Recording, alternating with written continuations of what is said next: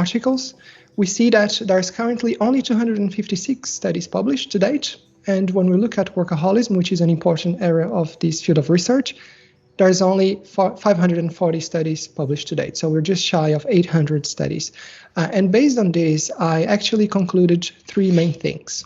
So the first one is that this is a rather niche field of research with a relatively low number of studies published. The second one is that the field is actually growing steadily and studies are being published on a regular basis year by year. And perhaps this is due to the increasing social awareness and scientific relevance of work addiction. Last but not least, the field has indeed seen a substantial growth in studies published, particularly after the year of 2000. And it is quite interesting to note that because this is when we had major developments worldwide. So communication technologies evolved greatly. Smartphones, mobile internet, social networking sites emerged, and there has been a general greater adoption of broadband internet globally. So perhaps these developments contributed to working being rather ubiquitous in society and potentially further blurring the lines between working and non-working life. Right, so workaholism, it's a very important idea that we need to discuss, and it was basically introduced by Wayne Oates in 1969 on his paper titled On Being Workaholic, and he then developed this idea of workaholism later on his book published in 1971 called Confessions of a Workaholic. And the reason why I want to acknowledge, I want to talk about workaholism as well, is because the literature often confounds and use these terms, work addiction and workaholism, interchangeably. And most of you would probably have heard about workaholism to this date. So the term has actually emerged in the scientific literature around the 60s, late 60s, early 70s. But this is not a new idea, and it has been discussed by psychoanalysts in the early 20th century. Initially, workaholism actually emerged as an analogy to alcoholism because Oates believed that these two problems were actually akin, and specifically regarding to the etiology and symptomatology of the problems. And as you can see here on the slide, workaholism was actually initially seen by Oates as an addiction to work, which actually manifested through a compulsion or uncontrollable need to work incessantly, which to me is quite vague if you ask me. Later on, this has been refined, and essentially what we know now is that it's rather defined in terms of this compulsion and excessive behavior, which again is also quite problematic because it doesn't really provide good insights on the clinical nature or the health and well-being impacts of this issue. Okay, so conceptual issues. So one of the key roadblocks, so we have a lot of conceptual roadblocks, should I say, in terms of the definition of workaholism. And there's no consensual definition for this term. And as I have mentioned, it is often used interchangeably in relation to work addiction and also referred to by other terms. So in this presentation, you will hear me talking about work addiction, workaholism. Please do not be confused. I'm basically referring to the same phenomenon. And one of the key issues that the literature has actually identified in this literature is that workaholism has been portrayed in a rather positive and as a positive phenomenon, and also as a negative phenomenon, which is quite confusing. So when we think about workaholism as a positive phenomenon, we're mainly talking about this passion and high work engagement. And when we think about it in terms of its negative valence, then we're considering compulsion, obsession, and rigidity towards working. And what is interesting to see in the recent theoretical developments is that workaholics are actually being described as being overly concerned about work, to be driven by an uncontrollable work motivation, and to spend so much energy and effort into work that it actually impacts life, different areas of life in a negative way. And what is happening here conceptually is that authors are actually trying to align the concept of workaholism more closely with this notion of behavioral addiction. And so currently our understanding of workaholism is actually leaning more to the negative side of the phenomenon. But we also should be critical about these issues, specifically emerging concepts like this, because work addiction or workaholism is actually not considered an official mental health disorder. Okay, so for very good reasons, by the way. So it is important for us to bear that in mind and take this with a pinch of salt, I should say. So features of workaholism, we all want to know what it entails. So when we look at the literature, we see that there's basically two key features or components. The first one is a behavioral component, and it basically means that workaholics or workaholism will be manifested through excessive behaviors, excessive amount of hours being spent with work. And it actually reflects a significant time invested in working that actually diminishes time available for other important activities and hobbies. The second component is actually psychological in nature, and it's about this predisposition to be obsessed with work, constantly thinking about work. And one of the reasons about why this happens is due to individual differences, so specific traits, so things like compulsive traits, impulsive traits, they all actually lead to a person being more unable to detach psychologically from work and being constantly obsessed. As you see, moving forwards, other important features have been highlighted in this broader concept of workaholism. And one of my colleagues, Dr. Steve Sussman, who is in the US, he actually highlighted a few important dimensions of workaholism. And I would like to highlight the fact that we started thinking about workaholism in terms of its potential withdrawal symptoms. So Dr. Sussman talks about frustration and agitation when someone cannot actually engage in work. And basically different things will happen, unpleasant emotions and feelings will be experienced when a person is unable to work. Another thing that is quite interesting when we look at the literature is that people spend a lot of time working and this is not necessarily because of extrinsic motivators. So it's not about having a higher salary or higher pay.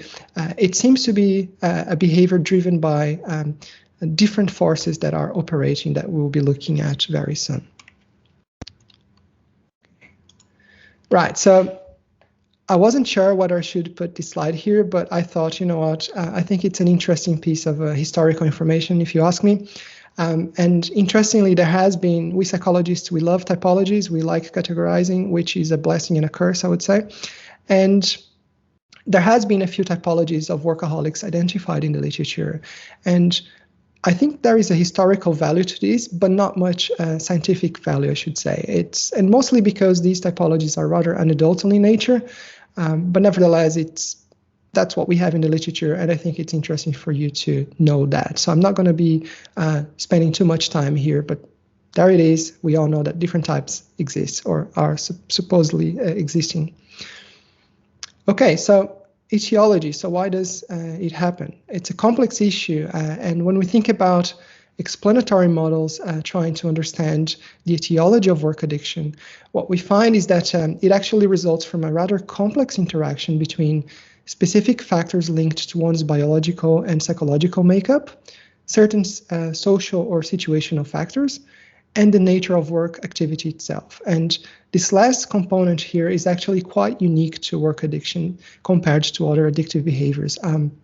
So in terms of structural characteristics or the nature of work itself, we're basically talking about the way in which work is designed. So perhaps there are certain things or certain tasks that individuals perform in a certain way that actually may lead to greater vulnerability to experiencing work addiction. So for example, perhaps having constant access to work at home and even outside work via smartphones or portable devices is likely to create more opportunities for working excessively.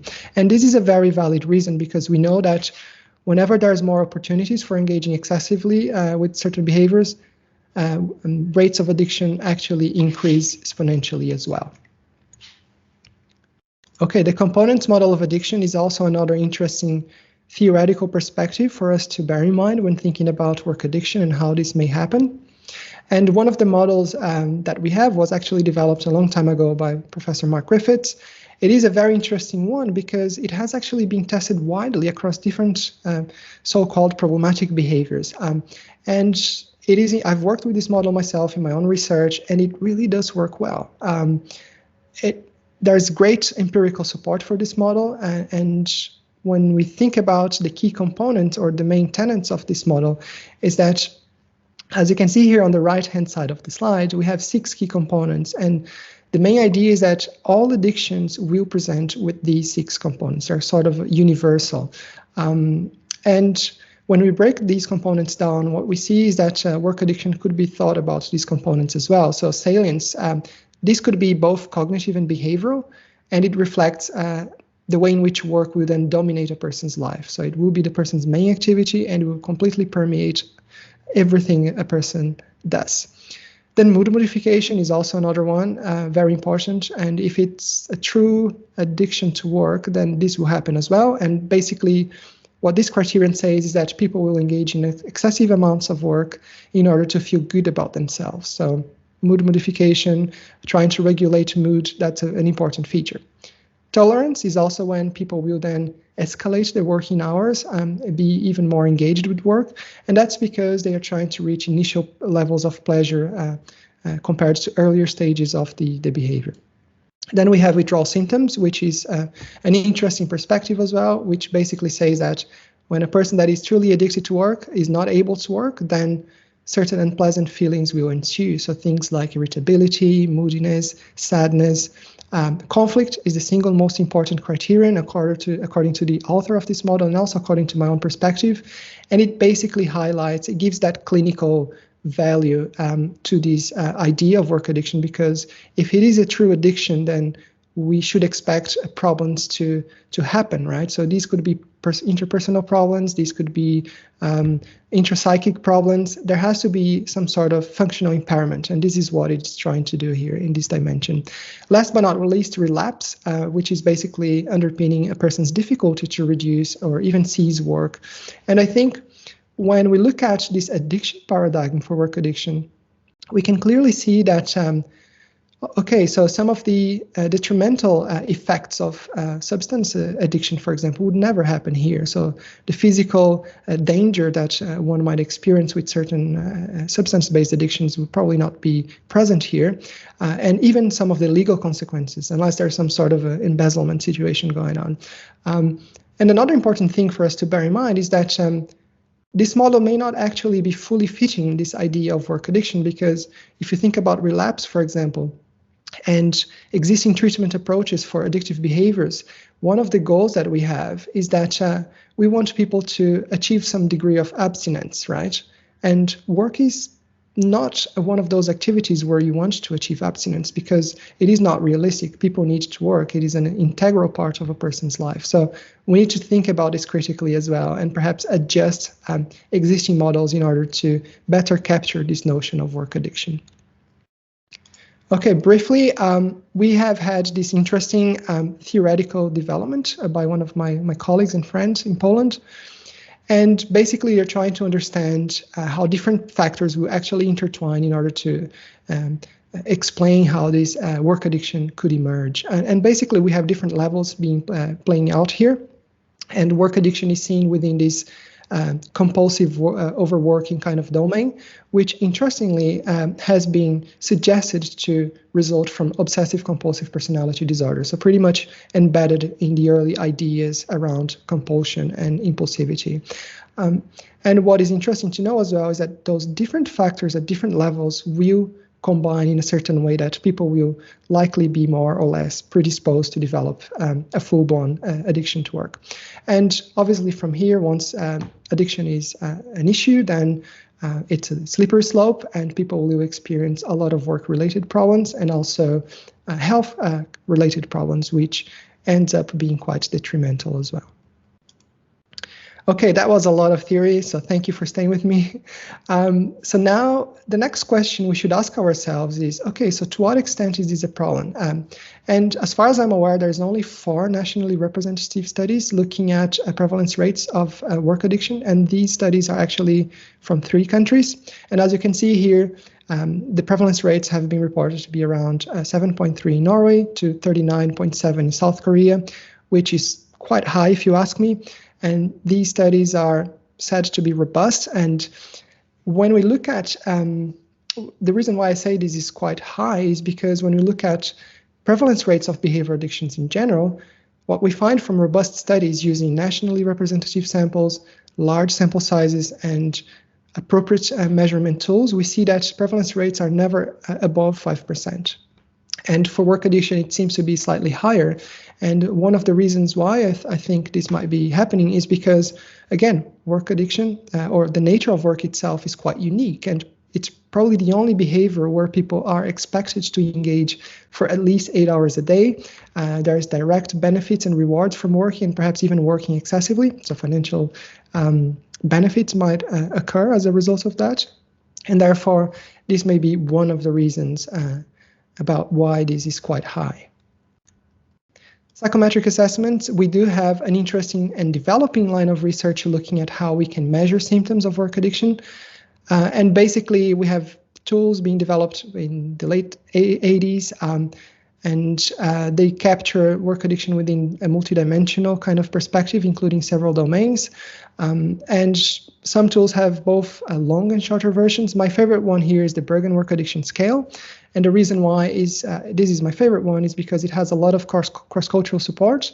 It is the most brief tool to assess work addiction, and it is also based on the components model of addiction, plus one dimension, which is problems to capture the sorts of functional impairments that work addiction can actually lead to. And the main criticisms here about these tools is that, okay, we seem to have interesting and promising screening tools for work addiction, but in reality, they do not have any clinical value. And that's because there's no clinical research being conducted so far. We don't have any robust norms for those tools. We don't really know how to go about diagnosing people with that. There's no gold standard to be used because, again, there's no clinical studies. So there's a lot of work to be done here as well.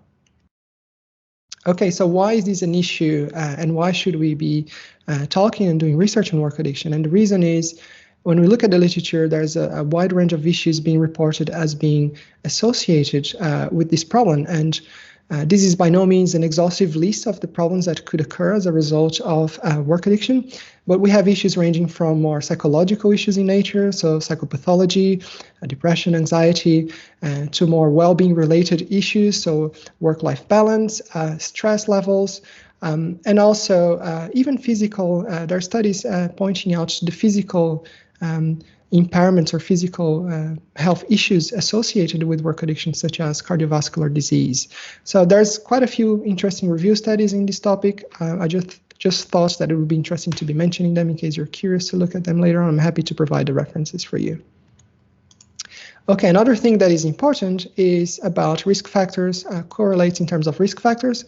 And there has been a really cool systematic literature review and a meta-analysis done on this, including 28 studies with a rather average sample size of 653 participants.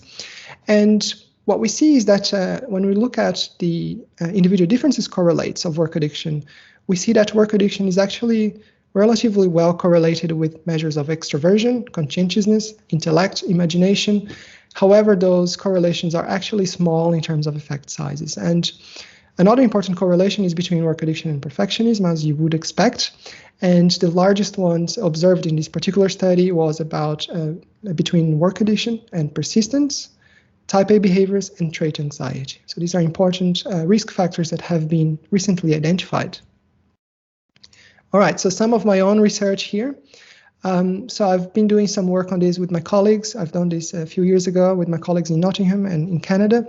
And we were trying to look at the links between work addiction, presenteeism, and job satisfaction. And we basically recruited a small sample of nearly 200 British employees from different companies. And what we found was that we basically got this full mediation model whereby work addiction played a significant role in explaining the link between presenteeism and job satisfaction. And then we also found that, interestingly, the strongest correlate of presenteeism was actually work addiction. So presenteeism seems to be implicated in this idea of work addiction. And if you don't know what it is, it's basically presenteeism is about a person showing up to work when they shouldn't really, because they have maybe valid medical reasons they're not fit for work, but they still show up to work. So interesting correlates going on there. Okay, just to talk a little bit about what we do in terms of treatment for work addiction. As you can see here, there's quite a few number of treatment facilities, mostly in the US, looking at treating work addiction. And I wonder why these are all mainly in the US. And so let's quickly look at the science of it. Okay, so there has been this study, this review study in 2014 published by my colleague Cecile Andreasen in Norway. And we don't have a lot of evidence supporting the treatment approaches for work addiction, but what we know is that behavior addictions are often better treated with a combination of both psychological treatment approaches and pharmacological treatment approaches. And the usual culprits here would be CBT approaches, motivational interviewing, elements of positive psychology. Even AA meetings have been shown to be fruitful in treating behavior addictions. And because of the nature of the activity itself being work, organizational interventions could also be important here. These are all promising, but there's very little evidence supporting their use and their efficiency. There has been one interesting study published in arguably the best journal of behavior addictions that we have currently. And this one was looking at testing a second-generation mindfulness-based intervention to treat work addiction. And they basically used meditation awareness training to treat work addiction symptoms. And that was done over a period of 8 weeks. And what they found was that after this 8-week period of this treatment, they found significantly less symptoms in the work addiction group. And this effect actually carried over a period of 3 months. Again, not a lot of evidence yet, but I think this is an interesting and promising starting point for this line of research looking at offering help to those potentially struggling with work addiction. Okay, just to wrap up, I know it's been quite fast-paced, but I wanted to give some time for questions. Some of the conclusions that we can draw based on the existing evidence is that work addiction does appear to exist. However, it actually affects a small proportion of employees. It's not as widespread as we would imagine, or some of you perhaps would have thought. And because this problem is actually quite complex in nature, we need a holistic approach in order to prevent it. So that would mean developing individual strategies, organizational strategies, and broader societal strategies in order to help people become more resilient towards developing work addiction. And obviously, one of the main caveats that we have so far in this niche field of research is that there is really paucity of clinical studies, and we really need to understand the clinical properties of those tools, their sensitivity, specificity, and whether they're doing a good job in picking up symptoms of work addiction, and whether they're doing a good diagnostic job in terms of identifying cases of work addiction. All right, so this brings us to an end.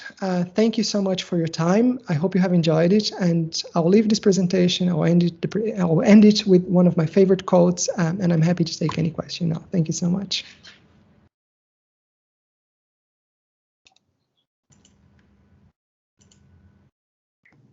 Thank you so much, Halley. Well-deserved round of applause from everywhere. Wow, that was a whistle-stop tour, and I think we were all really almost shocked by how little research there is on the topic, right? Intuitively, we would have expected much more. And let me just start us off by picking up some of the questions from the chat. So one that Kevin raised was really, it's a matter of convergent and divergent validity, going back to my psychometrics textbook here. You know, how is workaholism actually different from engagement, for instance, and over-engagement? Do we actually know that this is a distinct thing that has got distinct defining features? That's a great question. Thank you so much. And I'll go with the safe choice here when answering this question. And I like to think about workaholism as within this continuum sort of perspective, right? If we think about overworking or excessive work that is detrimental, then on the lower end, we could have workaholism, which has been portrayed in a positive fashion, or positive light, should I say. And as the symptoms actually increase in severity, we could then be walking towards the end of this continuum, which would be a full-blown work addiction. And I think that's the distinguishing feature of this problem as opposed to engagement, is that when we talk about workaholism or work addiction, we should definitely be focusing more on the sorts of impairments, functional impairments. So to what extent the activity is actually so excessive that a person is not able to carry a normal life, not able to carry on the personal relationships? To what extent is the work actually undermining all aspects of a person's life? And this is really what is important here. And it's not only about investing a significant amount of hours, right? So although time spent working can be an important predictor of work addiction, it is not the main thing we should be looking at. It's like a person may go to a pub and have a few drinks, may binge drink, but that person may not be an alcoholic, right? That person might be just having a good time. And it's the same with work, right? So you might be overworking for a certain period, you might be binge working, but as long as it doesn't cause harms in different areas of your life, then perhaps this could be seen as high engagement work or highly, high pressure. I don't know, however you want to see it. It's an interesting one. I pick you up here on saying, it might be causing harm to you. And of course, another strand in the questions here was something, workaholic tendencies, over engagement, at first glance might look great to the organization, right? They're doing everything for the corporate machine, but that comes at a personal cost. And a question in the chat here really that seemed to resonate with quite a few was actually, are we doing enough research into these issues at the systems as well as individual level as well? Is there any that looks at more at the cultural factors, for instance, that might perpetuate workaholism? Absolutely not. I think this is a flourishing and emerging line of research that we really need to take it from this multidisciplinary approach where we embrace the knowledge from occupational psychology, clinical psychology, sociology even. And I think we don't exactly know the main drivers at the systems levels. And I think there's a lot to be done there. And because organizations, they have their own cultures, it is likely that certain industries will potentially be fostering those predispositions to work excessively, for sure. If you think about tech startups, like how they usually reward a person who is completely wired, not sleeping, and that's so bad actually for a person's well-being and health, and that could actually lead to reinforcing this idea that people have to work and overwork in order to be a good employee, which is very counterproductive if you ask me from a health perspective.